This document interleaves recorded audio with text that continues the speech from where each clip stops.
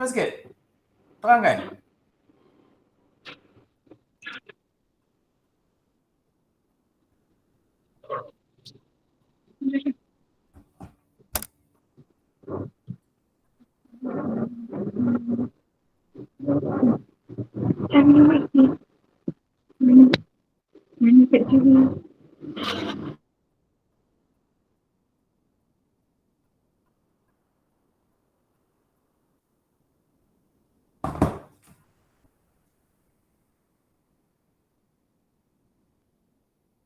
Okay, Nurhana. Nurhana. Yeah. Steel is made from iron ore, a compound of iron, oxygen and other mineral that occurs in nature. Maksudnya? Maksudnya steel ni dibuat daripada iron ore and compound of iron, oxygen dan mineral yang lain. Tak faham. Yang cara semula jadi. Zero. Saya tak faham.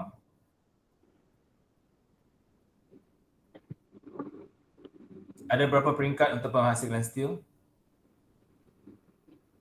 Ada berapa peringkat? Ada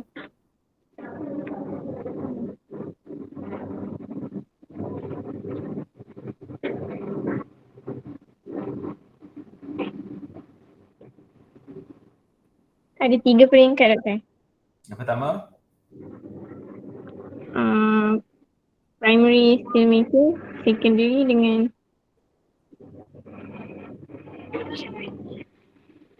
yang pertama shaping, machining, lepas tu joining, coating, heat treatment, lepas tu surface treatment.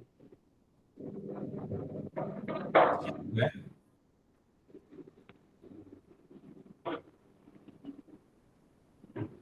Maksudnya apa?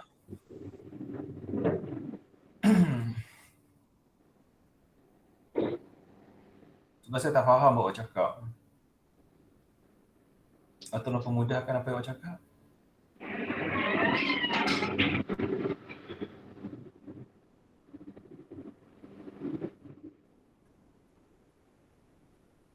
Nurhana?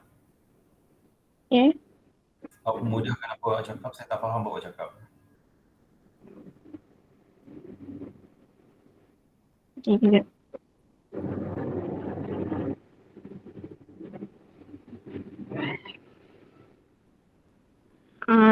Perbuatan steel ni ada tiga step. Primary steel forming, secondary dengan tertiary. Lepas tu manufacturing. Lepas tu?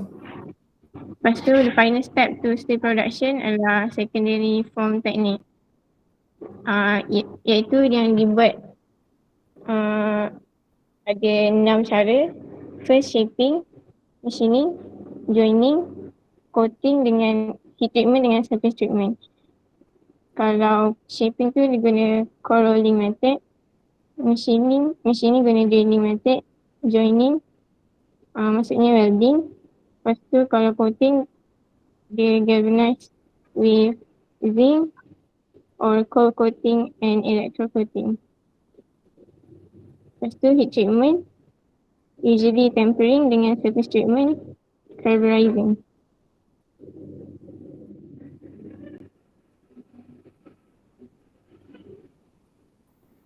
Okay, kemudian? Itu je awak belajar minggu lepas, semalam. Ada lagi tak kita belajar?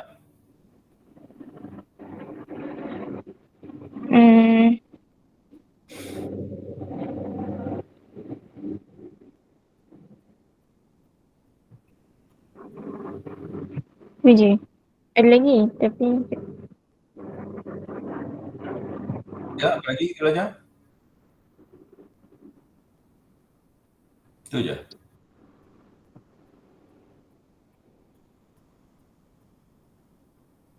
Ya, Nurhana? ya.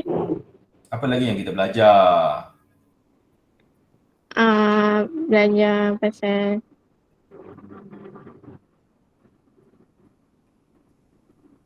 Slab. Maksudnya?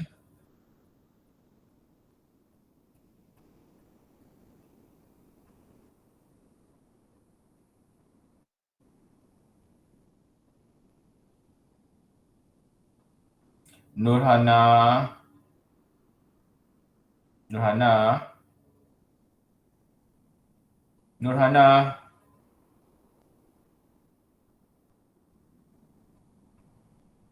Nurhana. Tunjang. Ya. Ya. Lagi belajar pasal basic slab. Slab tu ada berapa jenis? Slab.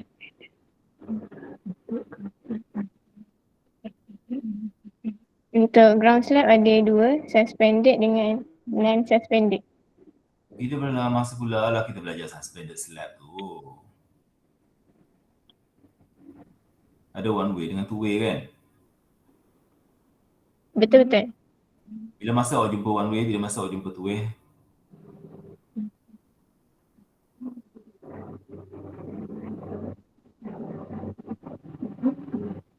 Bila Ly over Lx lagi besar daripada 2, two way. Okay. Kemudian?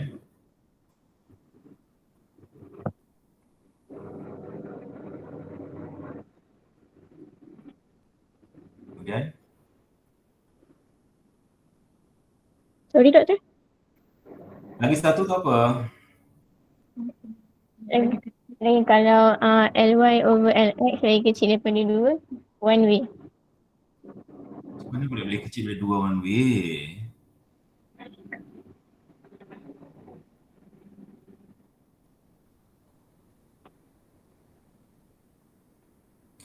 Hana, awak punya CGPA berapa Hana? Nur Hana. Yes. CGPA awak berapa? 3.5. 3.5. Saya tanya pun tak boleh jawab. Awak meniru orang sebelah Taklah. Periksa tu meniru orang sebelah Saya tanya apa pun awak tak boleh jawab. Macam mana awak dapat 3.5?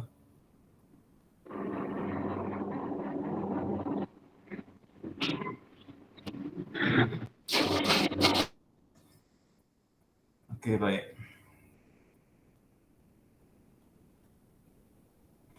Okey, baik. Hari ini kita akan sambung kepada apa kita sambung.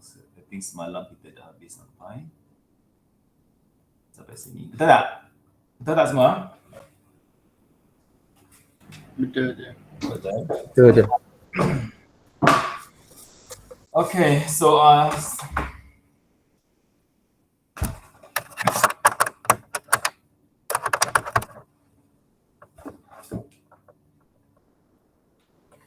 so these are the symbols yang kita that we use in design, right? So I hope you all know what these symbols are representing. Okay? All right, now, so some symbols actually you have learned this, especially on BS. Okay, in the mechanics of material, usually we use it. We are following the BS. The reason the mechanics of material and static and dynamics is following the BS symbols because they are used with those symbols. Yeah?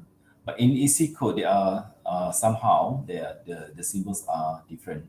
Okay, but they are representing the same thing lah. For example, the shear model, what we call section modulus is presented by Z, but EC3 is presented by WEL. All right, for the plastic section modulus is presented by S, and EC code presented by WPL. All right, and the other important axis that you have to know is the major axis and minor axis. All right, in BS, the major axis is represented by X. This means X axis. Yeah? For EC3, the major axis is represented by YY. All right. Another thing is that BS, the minor axis is represented by IZ, but EC3 is represented by IZ. Okay, so there are the major differences. Okay, that you have to understand. Yeah. Right. Subscript. Apa maksudnya? What is mean by subscript?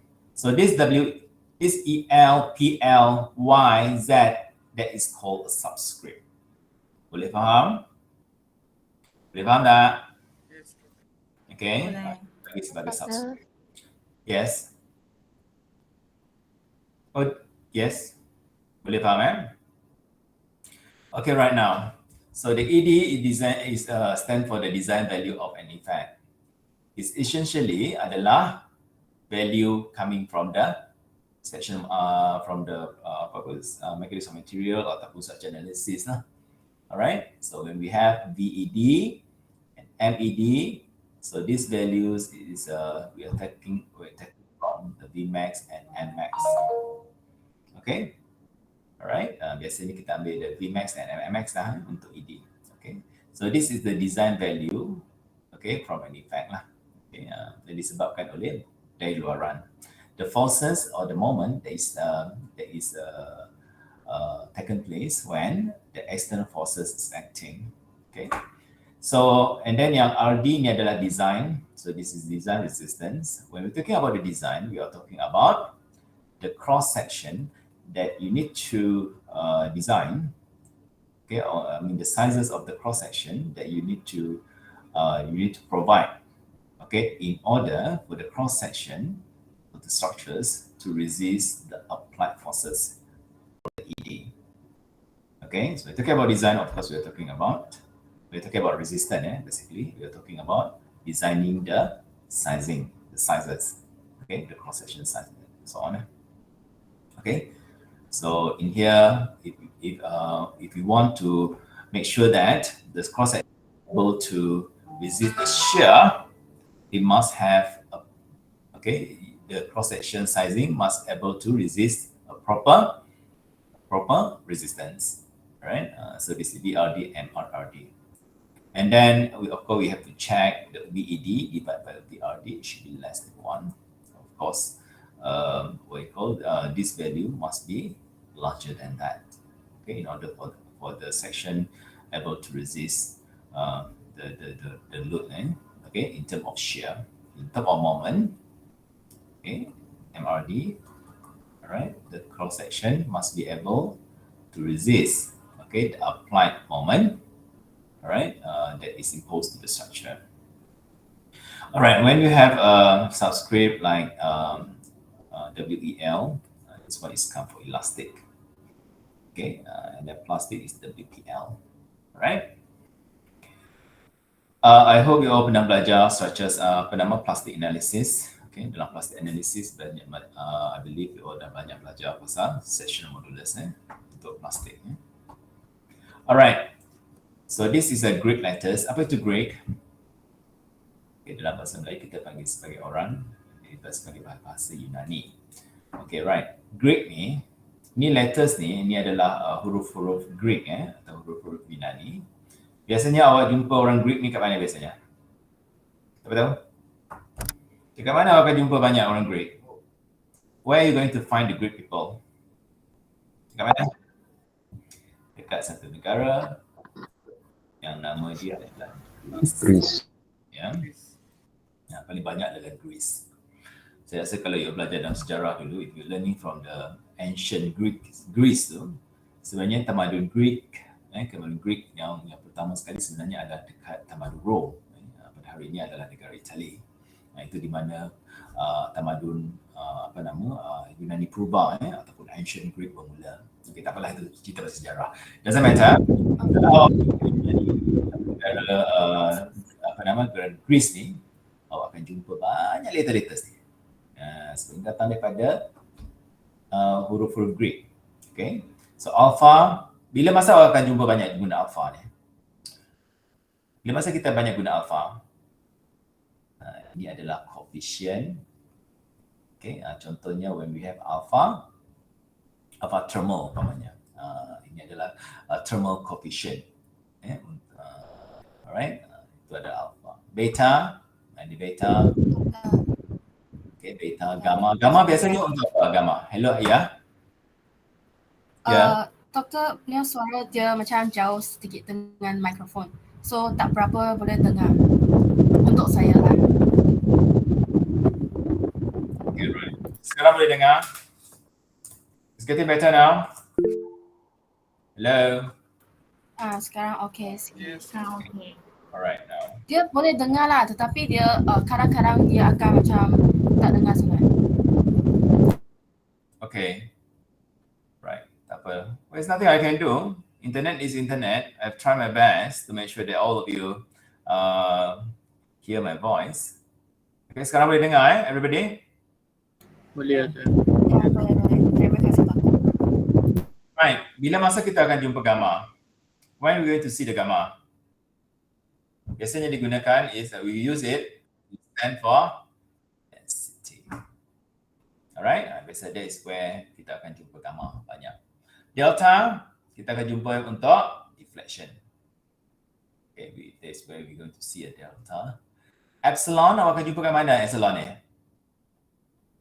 Bila kita nak dapatkan strain untuk is present for the strain, terikan.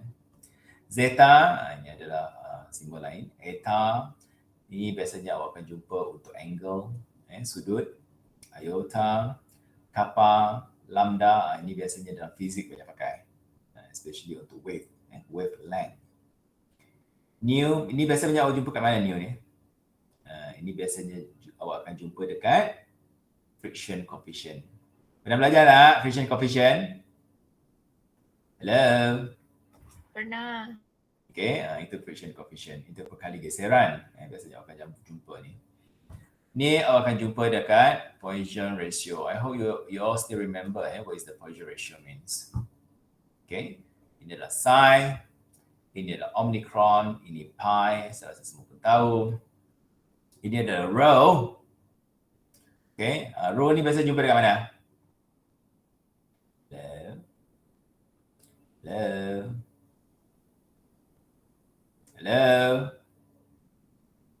Hello? Density. Yeah, right, yes, good. Density. Oh, sorry, ini adalah untuk unit weight. Ini biasanya akan jumpa dekat unit weight. Okay, unit weight tu maksudnya dalam kilogram per meter lah. Okay, dalam 1 meter tu berapa unit. Ini akan jumpa dalam unit density. Density ataupun dalam kilogram per meter cube. Okay. Alright, and then we have a sigma. Ini biasanya awak akan jumpa dekat stress. Tekasan. Okay, ini awak akan jumpa dekat Ricci ataupun shear stress. Ini epsilon, ini psi, chi. Ini adalah perkali pengurang ataupun reduction factor. Dan nilai chi ni mesti kurang daripada 1. Alright, ini adalah psi dan this is omega. Okay, boleh faham tak semua? Okay, so this is the Greek letters yang banyak. Nanti kita akan lihat some of the Greek letters ni kita akan jumpa lah. Okay, selain daripada yang common ni, kita akan jumpa juga contohnya sign nanti. Nanti kita akan jumpa ni bila kita nak dapatkan uniform load ni, nanti kita akan jumpa this symbol. Sin, gamma, Q, QK dan sebagainya. Nanti kita akan tengok itu. Alright. Okay, geometrical axis dalam EC3, dalam EC 3 saja dalam EC. Saya rasa you all pernah belajar dalam EC2. The major axis is YY. Okay, in the BS, they use XX as the major axis. Okay, on the other hand, the ZZ is the minor axis. Okay, kalau dalam BS, mereka pakai YY. Okay, along the member, apa maksudnya along the member? Along the member tu maksudnya in this direction. Okay, biasanya kita refer kepada the length. Kalau dalam bin tu, we are referring to the length. Boleh faham tak? Boleh faham tak? Boleh Datuk. Okay, right. Itunya X. Definition of X is along the length. Kalau dalam bin, we are referring to the length. Masih jarak panjang ni lah. Okay, jarak X ke sana. Itu adalah untuk beam. Alright, and then kita ada elastic modulus. Okay, dalam elastic modulus kita ada W, EL dengan itu membetulkan ini adalah plastic modulus, bukan PL, ini W, PL. Alright, so elastic ini adalah sectional modulus for elastic, sectional modulus for plastic. BS 5590 kita pakai Z dengan S. Untuk plastik S, untuk elastik kita pakai Z. Okay. Right, and then here kita pakai simbol F instead of P. Kalau student kita banyak pakai P untuk PS. Kalau dalam kiribahan kita banyak sangat pakai P. Alright, dan awak akan jumpa that's a lot. Awak akan jumpa banyak sangat koma-koma ni. Koma ni stand for what? Titik perpuluhan. Boleh faham tak? Boleh faham tak? Boleh. Okay, right. This is a type of action. So there are two types of action, prominent action, main action. First one dipanggil sebagai permanent action, which is adalah dead load lah. Variable action, also known as a live ataupun wind load. Accidental action, ini adalah action tambahan. Okay, it can be impact or fire. Yeah, right. And then kita ada simbol G and G. Ini semua ni. So kena tahulah. Okay. Apa beza antara G besar dengan G kecil? Anybody can tell me apa beza antara G besar dan G kecil? Hello? Hello? Hello? Right. Kalau awak pergi pergi cari dalam EC1, if you find the loading in EC1, you're going to find the directly number from the Eurocode is GK and QK. Alright? Betul tak? Hello? Yes, Doctor. Yes, Doctor. Right, now the GK and QK merujuk kepada karakteristik permanent action. Ini adalah karakteristik. The K word K there is mean characteristic. What I mean by characteristic? The loading has not been factored. Okay, itu maksud GK. Kalau dia dah loading tu dah defactored kan, okay, GK campur dengan dah 1.5 QK, ini dipanggil sebagai partial factor of safety for loading. Untuk dead load, ini adalah partial factor of safety to live load. Okay, dia 1.35 dengan 1.5. Apa maksudnya K ni? Ini K ni maksudnya ada karakteristik. Dia belum kali lagi. Dia belum kalikan dengan dalam ni. Itu maksudnya karakteristik. Nilai-nilai yang awak ambil bulat-bulat daripada isi satu tu, itu dipanggil sebagai karakteristik action. Boleh faham tak? Boleh faham tak? Faham betul? Okay, very good. Okay, itu yang ambil bulat-bulat daripada ini, yang belum dikalikan, itu dipanggil sebagai karakteristik load. Okay, ataupun dalam bahasa Melayu kita panggil sebagai beban namaan. Okay, now, right, back to here. Apa beza antara G besar dengan G kecil? What are differences between the capital G and a small g, the small letters G? Okay, dengar betul-betul. Bezanya, okay baik, bila awak ambil bulat-bulat daripada EC1, unit dia apa? Unit dia adalah kilonewton per meter square. Boleh faham? Boleh faham tak? Yes, Doctor. Okay. The permanent action, the loading that you are picking up from the Eurocode, it has a unit of kilonewton per meter square. Okay. And usually we are going to use capital G. So what are the small g stand for? The small g usually is stand for kilonewton per meter. Essentially they are UDL load lah. Okay, kalau awak ambil bulat-bulat daripada buku, so this G will be GK lah. Daripada Eurocode, dia akan jadi GK kecil. Boleh faham tak? Boleh faham? Boleh. Hello? Okay, very good. Now, so dia type of action. So kita ada dead load. Okay, it's coming from the roof. Okay, so biasanya dekat atas bumbung kita ni ada truss. Okay, on top of our this one building, we have a truss up there. Alright, dan juga dalam setengah negara, okay, you're going to find out dekat bumbung tu dia ada kat sini kalau this case is snow lah, so ada snow kat atas tu. So bila ada snow, of course, the truss have to resist the snow load lah. Okay, bila ada snow ni sebenarnya berat tau. Air ketepatan air berapa? Ketepatan air berapa? What are the density of the water? Is 1000 kilogram per meter cube. Very heavy tau. 1 meter cube berat dia 1000 kilogram. Berat tau. Very, very heavy. Awak bayangkan dia dalam bentuk pepejal. Okay, and then dia mengumpul dekat atas awak punya. Okay, it's going to be accumulated on top of your roof. So what's going to happen is that if the snow is very, very heavy, I mean it's very, very thick and of course it's heavy, apa akan berlaku? Apa akan berlaku kalau bumbung awak design awak ni tak cukup untuk menanggung snow yang tebal ni? Of course the structure akan collapse. Okay, itu biasanya yang berlaku pun. Okay, sebab kalau negara-negara yang yang ada snow and then you have, kalau awak design tak cukup tu, phenomenon bangunan runtuh disebabkan oleh snow is not surprising lah. Dia tak sesuatu yang mustahil pun. Memang banyak berlaku pun. Okay, alright, especially dalam keadaan iklim dunia sekarang ni. Okay, sekarang ni masalah dunia sekarang ni, we have a climate change. Apa maksudnya climate change? Perubahan iklim dunia. Dekat Malaysia, dia cuma ada satu fenomena je, dipanggil sebagai global warming. Betul tak? Dekat Malaysia, sebab Malaysia ni panas je. Betul tak? Betul tak? Betul. Jadi kita masalah kita panas je. So dipanas, makin panas. Itu yang dirasai oleh orang Malaysia.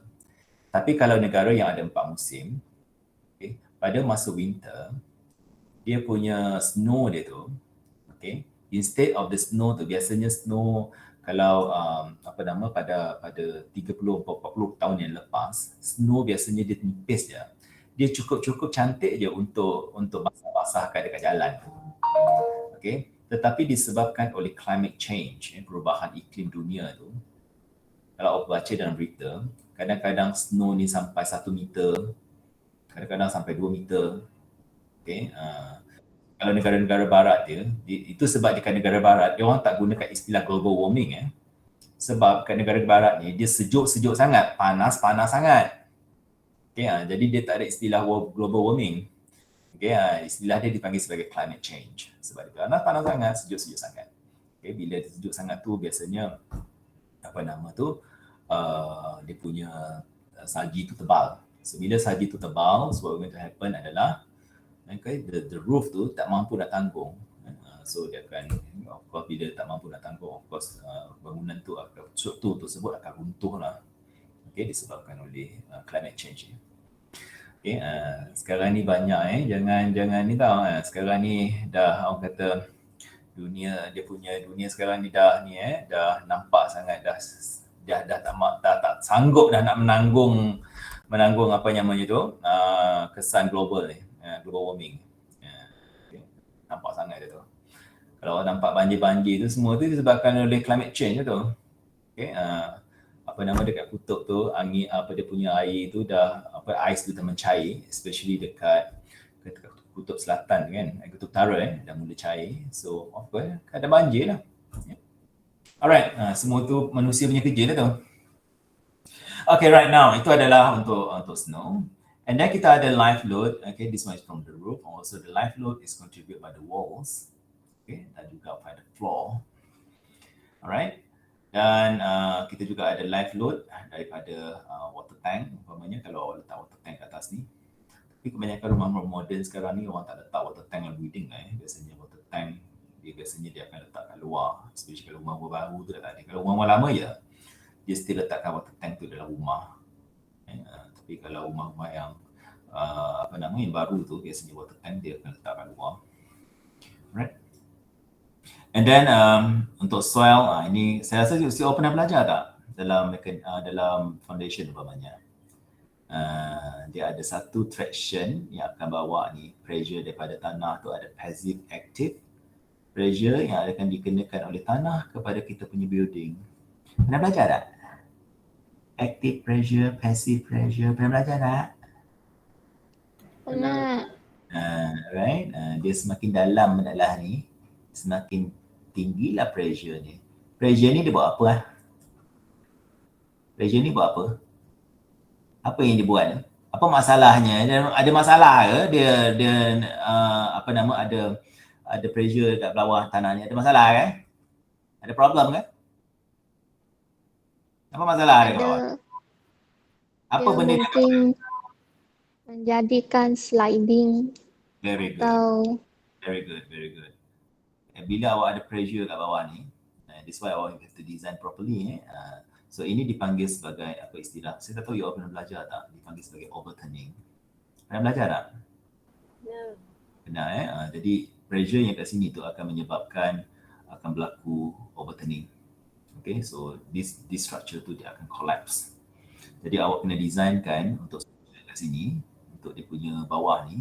Okay, kalau awak ada bawah tanah tu, awak have to make sure that apa nama, dia punya apa nama, cross section ni kena besar, cukup besar lah untuk menanggung pressure, active pressure daripada tanah kan. Okay, sama juga macam kalau dekat atas, kalau ada beban angin. Sama jugalah kalau beban angin. Kalau beban angin, biasanya kita akan, we have to design dia punya lateral load macam ni. Makin tinggi mendalah ni, ini pun makin tinggi. Dia punya pressure, intensity dia pun makin tinggi. Okay, itu sebabnya biasanya kalau bangunan-bangunan tinggi tu, benda pertama yang awak kena resist adalah, yang awak tak boleh lari adalah bracing. Sekarang bracing kena ada sebab nak resist yang makin tinggi ni makin tinggi, makin besar. Okay, alright. Okay, so itu adalah antara loading yang dikenakan terhadap structure. So you as a engineer, you have to make sure that the cross section that you supply, it has able to resist all those loading. Okay, supaya yang pertama sekali awak kena fikir adalah the safety. Ini tak boleh compromise safety ni. Yang kedua adalah daripada sudut ekonomi. Okay. Awak nak buat dia selamat bukan susah, senang je. Buatlah awak punya beam tu sebesar salam, column tu sebesar salam, selamat dah. Tak? Tak? Betul. Tapi masalahnya, is going to be economic or not? Tidak. Itu masalah dia. So bila kita nak buat design, bila kita buat design OVED bagi dengan OVRD umpamanya. Okay, nak buat dia selamat senang je. Kau buatlah benda-benda sebesar alam supaya ratio dia tu kalau boleh sekecil mungkin 0.5 umpamanya atau 0.6 umpamanya. Ini dah besar, cukup besar dah ni. Tapi masalahnya dia tak ekonomik. Macam mana kita nak buat ekonomik? Bila kita nak buat ekonomik, we have to make sure ni sedekat yang mungkin dengan 1. 0.98 ke, 0.95 ke. Boleh faham? Boleh faham tak? Supaya this resistance must be able to resist the applied forces that acting upon the structure. Boleh faham? boleh. Ni siapa yang buat masuk ni? Ganggu betul lah. Yes. Okay. Right. Okay. Now, ini adalah loading daripada permanent action. Okay. So, ini adalah loading dia lah. Kalau awak pergi selak kat belakang dekat isi 1 tu, awak akan jumpa ini panggil sebagai GK. Ini yang awak pick up from the code, we call it GK. Permanent action or the dead load consists of the permanent construction material. So, apa masukkan sebagai permanent action? Beban yang kekal di situ. Okay. So, dia termasuk roof, floor, lantai, wall, dinding, dan foundation system, including cladding. You know what the cladding is? Pernah dengar tak perkataan cladding ni? Pernah dengar tak? Hello? Benar. Apa itu cladding? Bahan yang ditampal dekat dinding. Okay, very good. Kalau awak tengok dekat KLCC, kalau awak tengok dekat luar tu yang benda warna kelabu tu, perasan tak warna kelabu ke warna biru warna kelabu kot. Pernah tak nampak tak yang kelabu kan kat KLCC tu? Pernah perasan tak? Kalau nampak KLCC mana bangunan KLCC aku tu? Mana ni? Ni. Nampak tak warna kelabu ni dengan ini. Nampak tak? Nampak. Okay, itu dipanggil sebagai cladding. Dia adalah structure yang covered bangunan tersebut. Itu dipanggil sebagai cladding. Dan itu adalah beban. Siapa yang kena tanggung beban tu? Structure tu. We're talking about structure, we're talking about the frame. Rasa semua dah belajar kan dalam RC design, you ada belajar frame analysis kan. So frame analysis tu yang akan menanggung dos beban. Alright, jadi awak kena make sure that essentially the column and juga the beam lah perlu mampu lah untuk menanggung dos beban yang dikenakan ke atas struktur tersebut.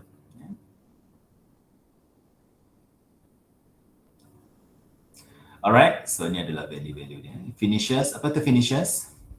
Saya rasa masa awak dalam RC design, finishes awak apa? Apa? Tiling? Perabot. Adalah perabot. Perabot tu beban hidup. Finishes tu apa? Tiling Yang lantai punya. dan juga apa pula lantainya? Finishes tu apa? Tiling dan juga plaster. Painting. Dekat atas tu, painting. Plaster kat atas tu, tahu tak plaster? Dekat atas kepunya tu, kan ada yang berwarna putih tu biasanya kan. Yang warna cantik lah sebenarnya. Itu namanya plaster. Biasanya finishes ni ada dua yang utama lah, plaster dengan tiling lah. Okay, sebelum dia tu beban. Dan juga apa-apa fixed equipment. We are talking about permanent action. Satu je awak perlu ingat. Loading tersebut tidak boleh beralih. Boleh faham? Kalau perabot tu boleh alih. Kan? Hari ini nak letak dekat tingkat 1, besok letak tingkat 2. Rasa dia boleh beralih. Itu adalah moving action ataupun live load. So kalau yang permanent action tu dia tak boleh beralih, dia kat situ je. Kan? Takkan awak nak alihkan dinding pula kan? Kan? Tak? Alright. Itu adalah permanent action. Live action ataupun live load dipanggil sebagai variable action, ia adalah beban hidup. Alright, so the variable action adalah beban yang boleh berpindah. Okay, you can move it around. Okay, produced by the use and occupancy of the buildings. Biasanya kalau sekolah tu, maksudnya kalau bangunan tu dibuat untuk sekolah, dia dah ada QK dia sendiri. Kalau bangunan itu dibuat untuk sebagai showroom, dia ada QK dia sendiri. The hotel ada QK dia sendiri. Okay? Alright. Dan action include action ni kalau dalam Euro Code, awak tengok apa fungsi bangunan tersebut. Okay, bangunan tersebut awak boleh dapatkan QK dia. Okay? Alright, dan dia datang daripada manusia sebab manusia boleh berjalan. Alright, it can move around. Furnishing. Ini adalah furnishing ni we're talking about apa-apa barang lah, perhiasan ke apa, itu dia panggil sebagai finishing. Non-fixed equipment, storage, construction and maintenance activity. Paling senang ceritanya, loading-loading yang boleh beralih lah. Okay, perabot dan sebagainya. Boleh faham tak semua? Boleh tak? Boleh. Variable action. Lagi satu action, biasanya adalah dipanggil sebagai beban angin ataupun wind action. Biasanya beban angin tu yang kritikal dia dekat mana biasanya? Biasanya kritikal kat mana? Dekat atas. Atas. Ya, atas sama awak kan? Biasanya wind action ni, biasanya you have to, awak kena fikirkan sekiranya bangunan awak ni adalah bangunan berbagai tingkat. Lebih daripada, yang paling kritikal adalah lebih daripada 5 tingkat lah. Alright, biasanya awak kena seriously take into action the effect of lateral load, iaitu beban angin. Alright, saya rasa awak dah belajar kan topografi untuk wind. Pernah belajar tak dalam RC2? Dekat Kelantan wind dia berapa, dekat Terengganu wind dia berapa, dekat Melaka wind dia berapa, dekat Peraja wind dia berapa. Ada tak? Ada. Itu adalah dia punya spectrum of the wind action. Right? So yang tu dah dibuat oleh yang department tu, meteorologi meteorologi department tu dia dah buat kan dekat wind, kat sini wind dia berapa, paling maksimum dia berapa, daripada mana ke mana kan. Right? Tahu tak dekat Malaysia ni, wind action paling tinggi dekat mana? Tahu tak? Beban angin tu paling speed dekat mana? Tahu tak dekat mana? Dekat satu tempat nama dia Pulau Bangi. Saya tak tahu you all pernah dengar tak? Pernah dengar tak pulau ni? Ini pulau ni ada dekat Sabah sebenarnya. Right? Pulau Bangi. Saya dulu masa saya muda lagi lah saya buat saya dan beberapa tim buat research untuk hasilkan wind turbine dekat pulau ni. Kita cuba untuk hasilkan wind turbine untuk pulau ni. Itu pun tak berapa nak berjaya sebab angin dia tak cukup laju untuk buatkan dia punya speed itu. Kalau di negara-negara barat, okay, negara-negara barat angin dia kencang very apa kata sangat kencang. So that's why kalau di negara-negara, contohnya di negara Netherlands. Tahu tak negara, pernah dengar tak negara Netherlands? Pernah dengar tak? Ya. Okay, negara Netherlands ni kalau another word for negara Netherlands ada Holland. Kalau belajar dalam sejarah dipanggil sebagai negara Belanda. Negara Netherlands ni adalah negara yang wind speed dia paling tinggi. That's why kalau negara-negara ni, it's very common to have apa kita panggil sebagai wind turbine ataupun kincir angin. It's everywhere over the Netherlands. Siapa yang pernah pergi Netherlands tahulah. Okay, sebab dekat Netherlands ni, dia punya angin dia tu, dia punya speed dia tu. Sebab Netherlands tu dia terletak dekat lautan, dekat lautan, what do we call it? Pacific Bukan Pacific, sorry. Pacific tu yang dekat sebelah mana. Sebab dia kat sini sikit kan. Saya tak ingat nama laut tu. Geografi memang fail Alright, dekat situ dekat situ dia punya disebabkan oleh di tepi laut jadi dia punya wind speed very very tinggi jadi it's common to have this kincir angin tu untuk untuk hasilkan tenaga lah. Untuk hasilkan renewable energy. Negara-negara barat ni is very common sebab angin dia orang kencang. Angin dia orang kencang, so tak hairan lah dia orang boleh hasilkan tenaga daripada kincir angin. Dekat Malaysia ni memang tak ada. Dekat Malaysia ni angin dia memang sedih sendu je kan. Anyway, okay, so itu adalah dia punya tu lah So wind ni, the action is variable, adalah pelbagai and beyond human control. Alright, wind load ada positif dan negatif. Wind ada positif dan negatif Kalau dia ke bawah ni maksudnya loading dia adalah Kalau dia ke bawah ni maksudnya ini adalah ni panggil sebagai uplift Kalau ke bawah ni ini adalah positif dan negatif kalau dia ke bawah. No.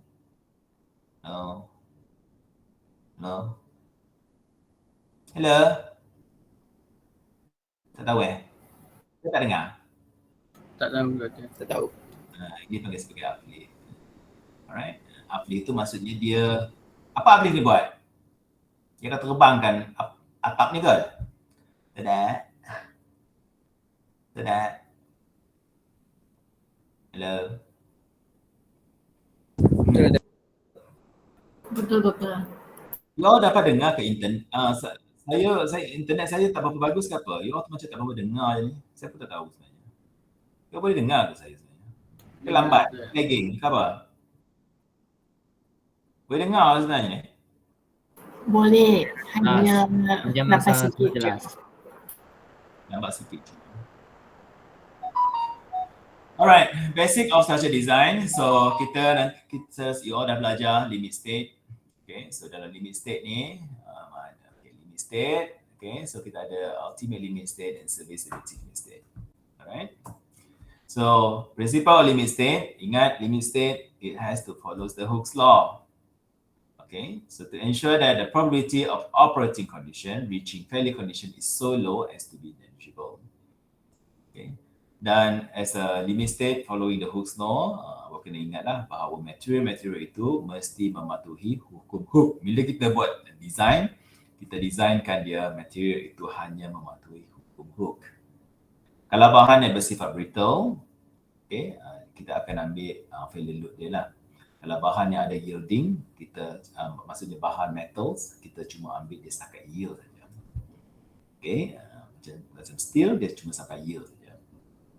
Okay, itu adalah limit state. Right, limit state ada dua macam saya cakap tadi, ultimate limit state dengan serviceability limit state. Apa beza antara ultimate state dan serviceability limit state? Ultimate limit state, sekiranya dia tidak dipatuhi, the struktur tersebut akan gagal secara mengejut. Alright, the limit state can be divided into two. We have ultimate limit state and serviceability limit state. Siapa international student class ni? Saya lupa.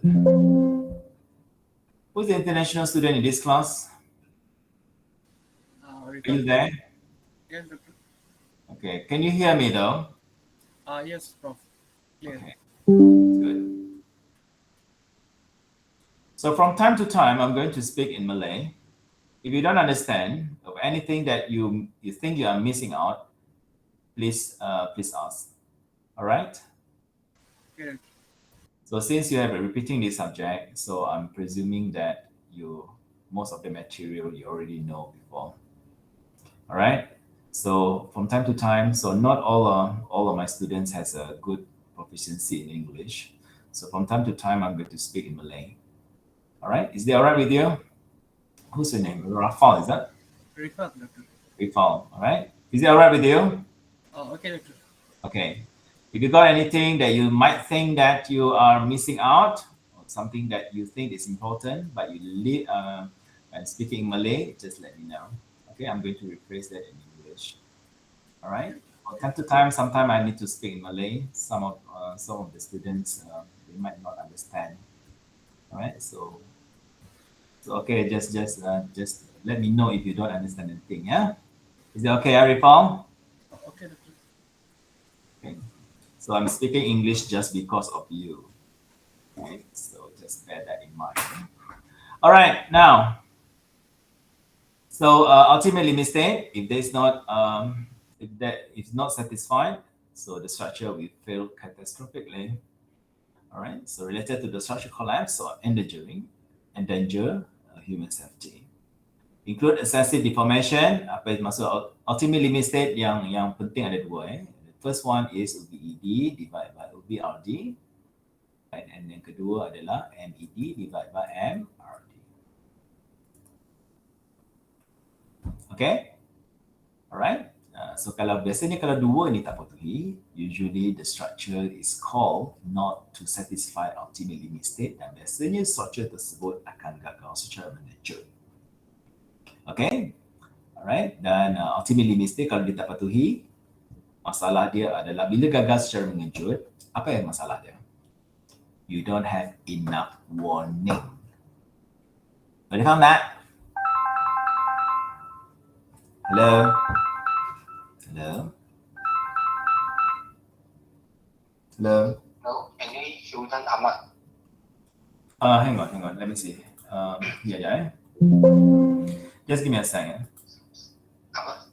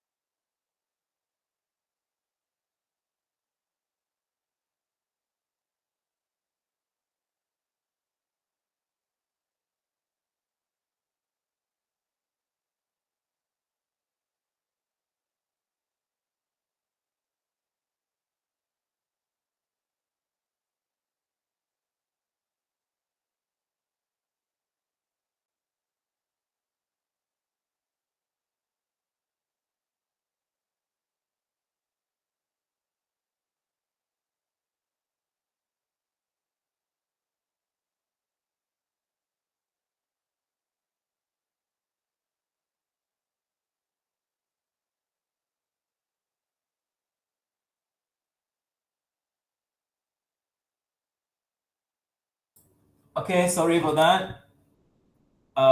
Sampai sama mana dah tadi? Boleh dengar saya tak semua? Hello? Yes. Boleh. Okay, right.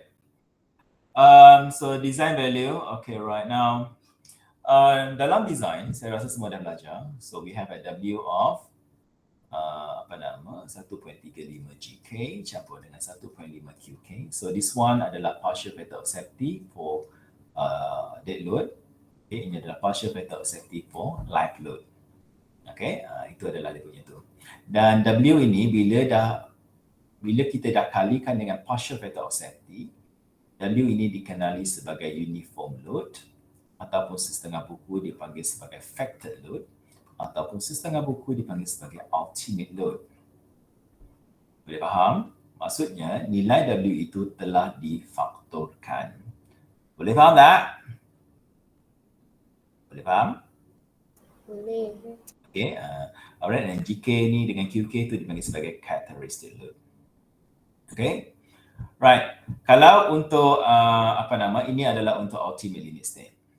Untuk service ability limit state, okay, kita akan pakai unfavorable value iaitu 1.0 GK campurkan dengan 1.0 QK. Okay, kita akan pakai favorable loading. Kalau yang pakai UK National Annex, dia cuma akan pakai 1.0 GK saja. Okay, GK ataupun 1.0 GK. Alright? Boleh faham Boleh? Boleh tak? Boleh. Okay, itu adalah service ability limit state. Alright, service ability limit state, tadi saya cakap ultimate limit state kalau dia berlaku, failure akan gagal secara katastrofik. Tapi kalau on the other hand, untuk service ability limit state, if the service ability limit state is not met, apa yang akan berlaku? Adakah struktur tersebut akan gagal? Tidak. Tapi apa masalah dia? Masalah dia adalah it will bring the discomfort to the occupants. Boleh faham? So awak sebagai seorang penghuni bangunan tersebut, awak merasa tidak selamat. Itu saja. Boleh faham tak semua? Boleh faham? Hello. Boleh Dr. Sekarang ni saya yang tak dengar ke apa masalahnya ni? Sebab saya tak dapat awak punya response. Is that my problem or what? Internet saya tak berapa bagus ke? Everybody tak boleh dengar ke? Boleh Dr. Boleh. Right, apa antara service ability limit state? Apa contohnya? Contohnya adalah vibration, excessive deflection. Dia cuma membawa kepada discomfort ataupun cracking pada wall umpamanya. Okay, kalau dinding awak crack, okay, kalau kata dinding crack tu, adakah dia akan membawa struktur tu gagal? Tidak. Cuma sebagai seorang penghuni, bila saya tengok dinding tu gagal, saya pun jadi takut. Itu je. Okay, ataupun excessive deflection. Excessive deflection biasanya awak akan jumpa dekat mana? Biasanya akan ada masalah dekat mana when you have excessive deflection? Biasanya awak akan jumpa masalah. Ya, betul. Awak akan jumpa masalah dia bila awak nak buka pintu. Katakan ada excessive deflection dekat pintu bawahnya. So pintu tu akan bend. Jadi nak buka tu susah. Itu adalah contohlah excessive deflection. Dia akan bawakan discomfort lah kepada orang yang menghuni. Tapi dia tak membawa masalah. Vibration. Contohnya kat mana vibration? Siapa yang pernah pergi KLCC dekat atas tu? Siapa pernah pergi KLCC? Ada tak yang dia ada satu tingkat dekat KLCC tu yang public can go lah, dekat boleh naik ke atas. Ada satu tingkat, saya tak ingat dekat berapa. Dia akan buka, ada masa dia boleh buka lah for the public to to have a sightseeing lah kat situ. Alright, siapa yang pernah pergi KLCC tu, you akan dapati bila awak panjat ke atas tu, you akan dapati bangunan tu bergegar. Okay. Ada tak yang pernah pergi LCC? Ada tak? Ataupun mana-mana bangunan yang tinggi lah dekat dunia. Okay, pergi Burj Khalifa ke, ataupun dekat Taipei 101. Kot lah ada yang pernah pergi. Kalau you pernah pergi bangunan yang tinggi ni, you're going to find out that Okay, bila awak akan rasa bergegar. It's very common to have that feelings. Memang bergegar. Sebab apa? Sebab dia ada lateral load. Tetapi awak nampak tak bangunan tu runtuh sampai sekarang? Tak ada kan? Cuma bila awak berada dekat atas tu awak akan rasa feel. Tapi siapa yang pernah pernah berada dekat atas tu, kalau hari-hari lah awak berada dekat atas KLCC tu, saya rasa gegaran tu pun awak dah biasa dah. Sebab tempoh dia hari-hari kan. Okay. So it's very common lah to have a vibration. Memang tak boleh nak elak because ada lateral load. Tetapi bangunan tu selamat. Cuma dia orang yang menghuni tu mungkin tak comfort. Especially yang mungkin baru pertama kali naik lah. Kalau selalu dengan naik dah tak ada apa-apa lah. Okay, boleh tak semua? Boleh? Boleh Datuk. Boleh. Okay, good. So dalam design, okay, ini adalah partial factor of safety for loading. Ini panggil sebagai partial factor of safety for loading. Dan dia punya ni adalah gamma F. Ini adalah partial factor of safety for loading. Okay. Dan lagi satu adalah partial factor of safety adalah for materials. Okay, ini adalah for materials and for resistance. Okay, partial factor of safety kita ada 3. Pertama sekali adalah gamma M0. Second one is gamma M1 and the third one adalah gamma M2. So gamma M0 adalah the partial factor of safety for cross section. Nilai dia akan adalah 1. We're going to see, kita akan jumpa banyak gamma M0 nanti bila kita design untuk beams. Okay, now kita ada gamma M1. Untuk member yang mengalami buckling, for the members that is what we call a compression member. Okay, so we're going to multiply the equation with gamma M1. Okay, then gamma M1 is the partial factor of partial resistance. Sorry, not partial. It's a member resistance for buckling. Dan any materials yang you have to yang cenderung or susceptible to buckling, awak kena kalikan dengan gamma M1. Okay. And then yang ketiga adalah fracture. Okay, iaitu gamma M2. So untuk gamma M2 awak akan pakai nilai 1.25.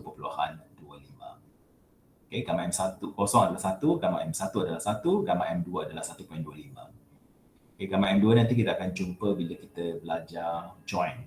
Kita akan banyak belajar gamma M2 sebab dekat joint tu banyak kita belajar aplikasi untuk rupture, untuk fracture, untuk failure load. Okay, boleh tak semua? So saya harap semua boleh ingat gamma M01, gamma M11, gamma M2, 1. Boleh tak? Boleh. Boleh. Ingat nombor je kan? Alright. Okay, dengar betul-betul. Dalam loading, secara umumnya dia punya formula dia adalah gamma G, GK campurkan dengan gamma Q, QK campurkan dengan QK dengan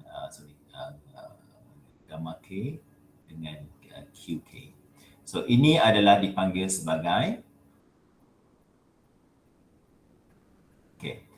ini adalah beban mati ataupun permanent action. Okay. Ini adalah beban hidup ataupun life load ataupun variable action. Ini pun variable action. Apa beza ini dengan ni? Listen very carefully. Yang pertama sekali yang ada I ni, it stand for leading variable action ataupun beban hidup utama, leading variable action. Yang nombor 2 ni, ini juga adalah life load ataupun variable action, tetapi ini dipanggil sebagai supplementary variable action. Maksudnya beban hidup tambahan.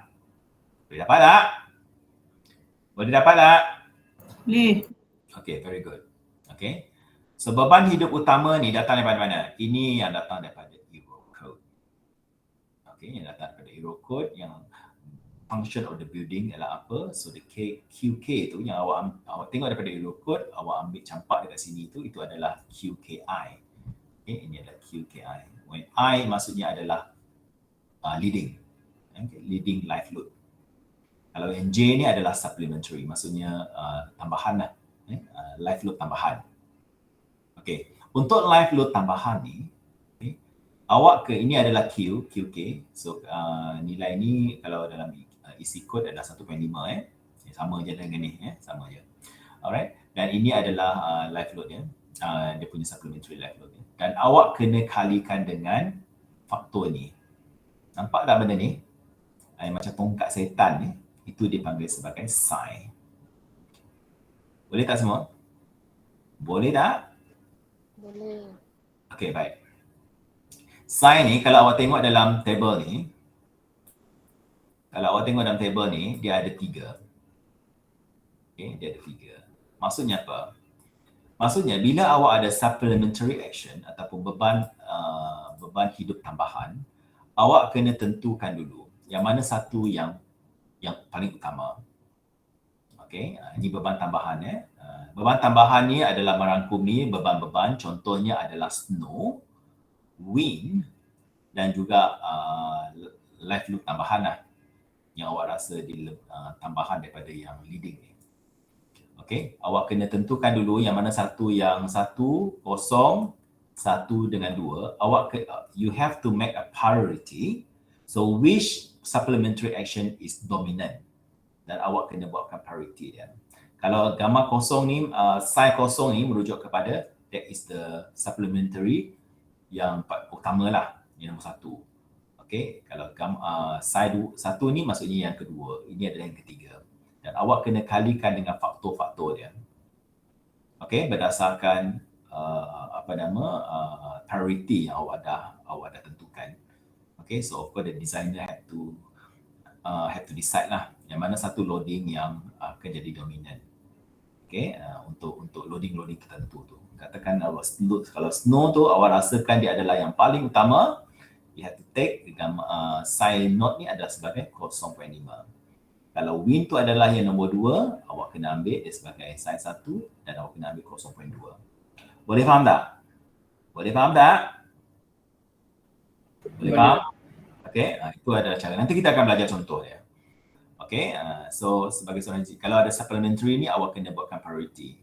Kalau lebih daripada 1 supplementary action yang dikenakan terhadap building tersebut, awak kena buat priority. Okay. Alright.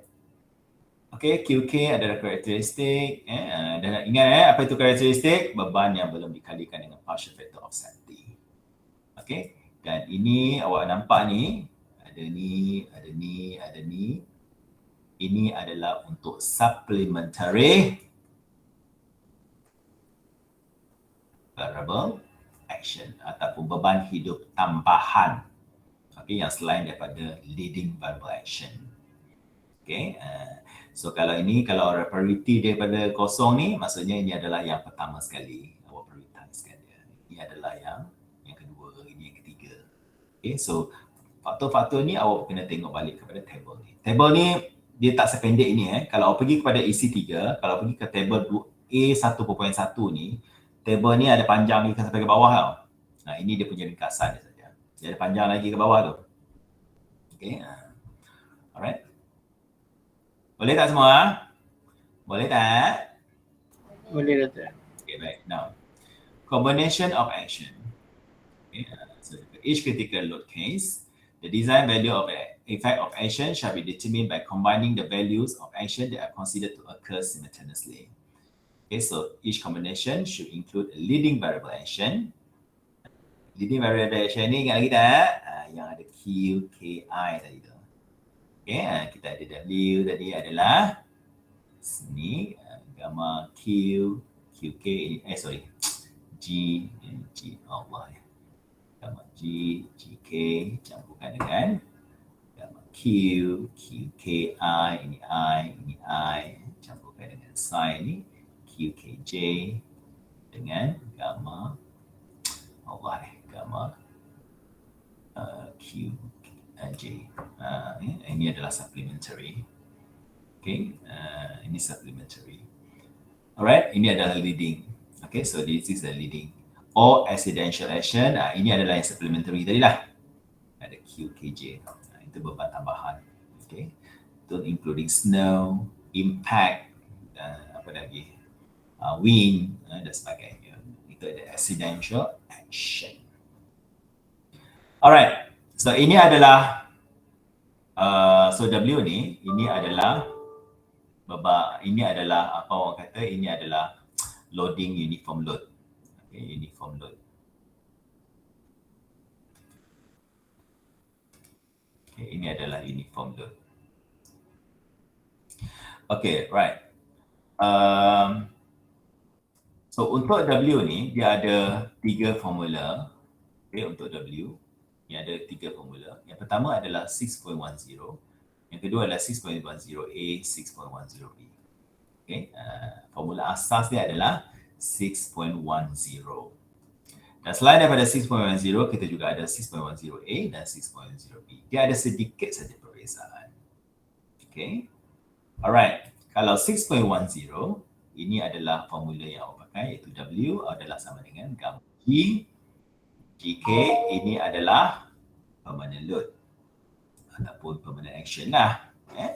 Okay. And yang kedua kita ada leading variable action. Ini leading variable action. Dan ini adalah supplementary action.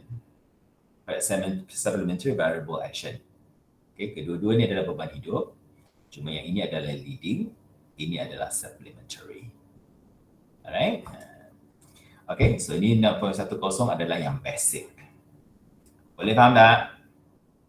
Boleh faham? Okay. Sekiranya kalau yang ini tak wujud, maksudnya saja tersebut, which is very common, especially dekat Malaysia, kita jarang consider ke belakang ni. Okay, unless in a certain situation lah. Kalau ada impact load ke apa load yang selain daripada leading tu, awak kena ambil ke belakang ni. Okay, but in most cases, kita hanya akan tengok dua yang ke depan je.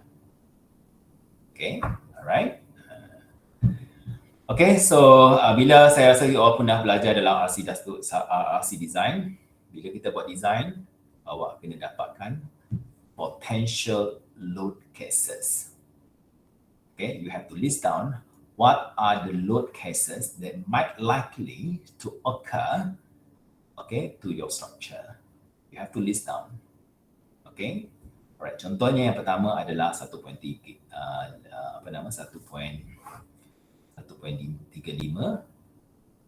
dead load campur dengan 1.5 live load. Ini yang paling common lah. Okay, itu yang paling common.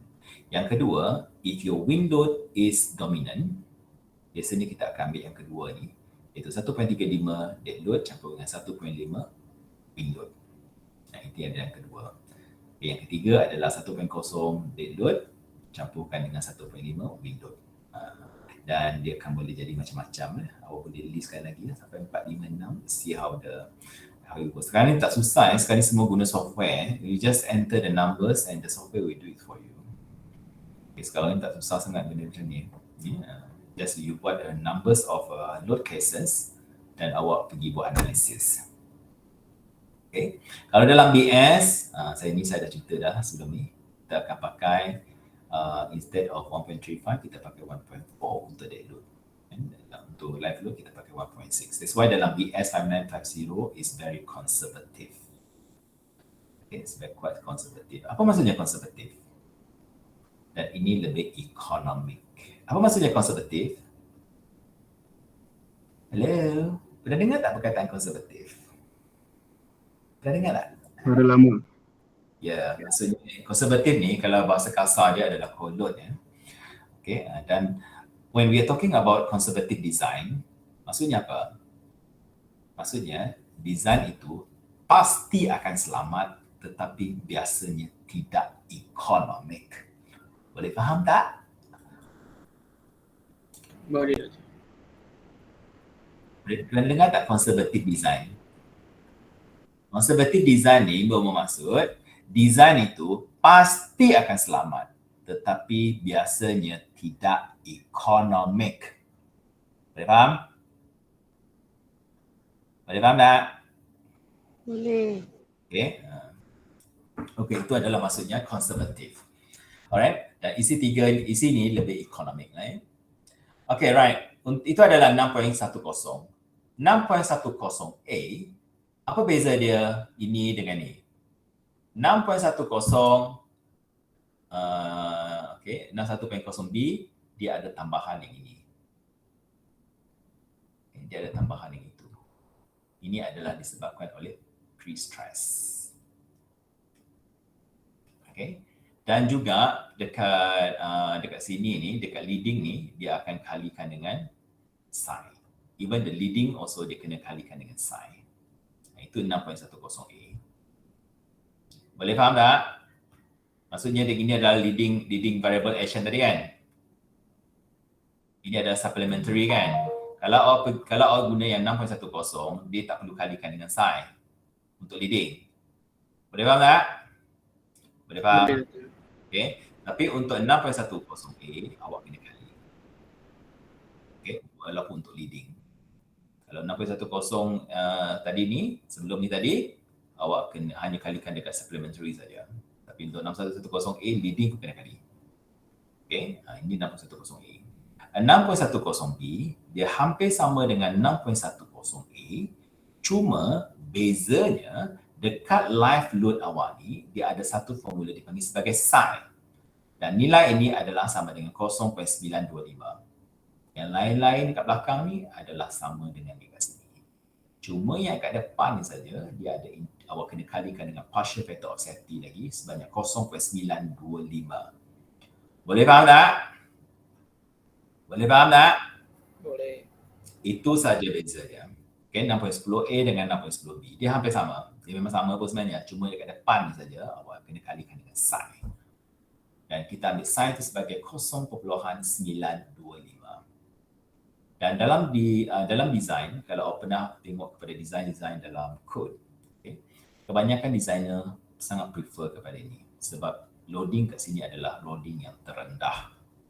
Bila awak kali-kalikan ni, biasanya 6.10B ni akan menghasilkan loading yang terendah banding dengan 6.10A dan 6.10. Boleh faham tak? Boleh faham? Hello? Boleh. Okay, baik. Okay, right. Itu adalah untuk ultimate limit state. Untuk serviceability limit state, okay, untuk serviceability limit state, so kita ada 1.0 kat sini, 1.0 dekat sini sebab serviceability limit state, ingat lagi, kita pakai favorable action. Okay, maksudnya favorable partial factor of safety untuk action, kita akan pakai 1.0. Okay, dia sama je dengan sebelum ni tadi. Sama je kat depan ni. Cuma yang ini jadi satu, ini jadi satu. Ini jadi satu. Tu je beza dia, yang lain semua sama. Ini jadi satu kat depan ni. Jadi satu bagi tu tak ada. Alright. Ini adalah untuk serviceability limit states. Jangan serviceability limit state kau pergi kali 1.35 pula ni, 1.5. Alright. So, untuk serviceability limit state, biasanya bila kita check untuk serviceability limit state ni? Biasanya kita check kat mana? Kita akan check pada deflection. Bila kita design deflection. Okay, itu adalah yang paling utama lah bila kita design serviceability limit state. Okay. Dan of course, in setengah cases, especially kalau you design tall buildings, of course awak kena design serviceability limit state juga untuk vibration. Okay, right. Ini adalah ultimate limit state and serviceability limit state check. Okay. Okay, so example ni, okay, a roof has the following loads. Jadi kita ada GK, QK, W. Jadi determine which is the most critical combination. Awak kena tengok ni dan awak kena lihat kalau 6.10 ni kita akan ada equation ni. So equation ni. Alright. So kalau awak pakai 1.610 A, B dan C ni, awak tolong ignore pre-stress. Pre-stress tak wujud Untuk steel design, pre-stress tak wujud. Pernah dengar tak perkataan pre-stress? You pernah dengar tak perkataan pre-stress? Hello? Hello? Hello? Hello? Saya hilang kan ni? Hello? Ada Dr. Ada Dr. Okay, baik. Pre-stress ni ataupun concrete pre-stress ataupun concrete dipanggil sebagai concrete what they call prategasan. Prategasan. adalah di mana ini biasanya pre-stress. Ya, hello. Yes. Yes, boleh dengar tak? Boleh dengar tak? Boleh Doktor. Okay, right. Apa maksudnya pre-stress ni? Pre-stress ni biasanya awak akan jumpa dekat pembinaan jabatan. Awak pernah jumpa tak kalau awak benda alam macam ni? Pernah jumpa tak? Buat jabatan ni dia ini dipanggil sebagai box kerja. Dia ada lubang-lubang kat sini ni. Di mana lubang-lubang ni awak akan masukkan dia punya what do we call this? Dia punya rod dia tendon dalam tu. And then awak bila kita nak pasangkan dia tu, bila kita pasangkan ni, awak kena sambungkan lagi kena susunkan dia lah. Dan dekat ni kita ada tendon yang susun kat sini. Jadi apa kita kena buat? Kita kena pasangkan awak kenakan elektrik ataupun tension dekat sini awak kenakan tension. Dia ada pre-stressing effect dia. Dan benda ni bila awak kenakan tension akan jadi tendon tu dia akan tegang. So this whole structure tu dia akan tension, dia boleh jadi rapat lah, dia boleh jadi orang kata boleh bersambung. Boleh faham tak? Boleh Doktor. Okay, biasanya awak akan jumpa ni dekat bridges. Bridge paling banyak aplikasi ni lah. Orang tak buat penggunaan ada orang buat penggunaan untuk pre-tension tapi jarang. Tapi banyakkan awak akan jumpa ni dekat bridges, especially yang guna teknik segmental bridges lah. Maksudnya awak kena susun ni segment by segment. Okay, jadi awak masukkan tendon dalam ni sampai ke ujung ni dan awak kenakan elektrik. Dia ada current dia tu. Bila awak kenakan current, apa yang berlaku? Tendon tu sekarang akan jadi tegang. So bila jadi tegang, so the whole structure tu yang awak sambung tu, awak sambung ni dia akan jadi tegang. So the whole thing ni akan jadi rapat. So all the segment akan jadi rapat antara satu sama lain. Okay, of course lah bila awak design untuk untuk pre-stress ni, you have to think about the pre-stressing losses. Awak kena tengoklah berapa banyak load yang loss, especially kalau awak implement post tension. Paling banyak kat aplikasi dia ada dua jenis, dipanggil sebagai pre-tension dan post tension. Tapi paling banyak digunakan adalah post tension sebab dia lebih mudah. Okay, so siapa yang nak belajarkan pre-stress ni, sila ambil dengan Mr. Ko. Biasa Mr. Ko ajar saja ni. Alright, pre-tension design. Masa belajar elektif lah. Alright. Okay, tapi dalam still design kita tak ada pre-stress. So you have to avoid the pre-stress. Pre-stress itu lah ignore. Dalam still orang tak buat pre-stress. Alright. Okay, jadi kita untuk 6.10 kita cuma boleh ambil yang ni je. Okay, untuk 6.10A apa beza tadi? Seperti yang saya cakap, dekat primary pun awak kena kalikan dengan supplementary dengan faktor sin. Okay, of course yang ini akan automatically jadi sigma naught lah sebab biasanya itu akan jadi leading lah biasanya. Biasanya jadi priority. Okay, kalau 6.1B bezanya dengan 6.1A kat depan ni ada 0.925, itu saja bezanya. Yang lain sama. Boleh faham tak? Boleh faham? Boleh. Okay, baik. Alright, so saya harap ini you all belajar sendiri lah ini baca sendiri lah. Ini sebenarnya ada load cases lah Okay, 6.10, 6.10A dan 6.10B. Alright, so ada assignment. So nak buat apa dengan assignment ni? Tolong buat dan hantar minggu depan pada hari apa kelas next class? Hari Isnin Boleh tak? Boleh Doktor. Boleh? Boleh tak semua? Boleh. Boleh. Apa dia? Saya tak dengar. Maksudnya next week hantar kan? Ya. Before next Monday. Yes, on Monday, by Monday, you kena Alright, hantar. Saya akan buat link dekat dekat authors masing-masing. So please hantar before then, before the class started lah. Boleh? Boleh tak semua? Boleh. Okay, all right. Okay, can we have like a 5-minute break before kita sambung kepada cross session? Boleh tak kita berehat 5 minit? Boleh. Yes, okay. Okay, baik. Thank you.